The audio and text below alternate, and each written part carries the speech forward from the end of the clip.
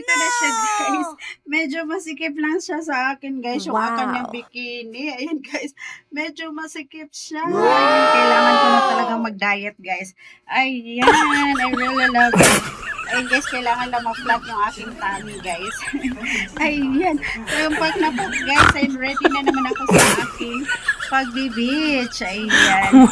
Ayan. Oh, ang lakas makaganda nito color black guys, no? Ayan. Ayan po. Kailangan ko na talaga mag-diet and exercise guys. Ayan. Oh, alam niyo guys, ayan. Okay naman yung aking likod guys. Ayan. Okay naman yung aking likod. Ang aking problem guys is yung aking tummy. Ayan yung aking tummy lang guys. So, konting exercise lang yan guys. Konting exercise lang yan. Konting ganun-ganun lang yan guys. O diba? Ito lang guys. Maliit lang yan. Ayan. So, ayan. Ito yung aking i-workout guys. Abangan nyo. Abangan nyo yung aking pagta-transform guys. Ayan o. Pack na pack. Ayan, diba guys? Ayan to kasi guys, nag-sale na. Kaya napa-order na naman ako. Pa-order ako ng, ano guys, ayan.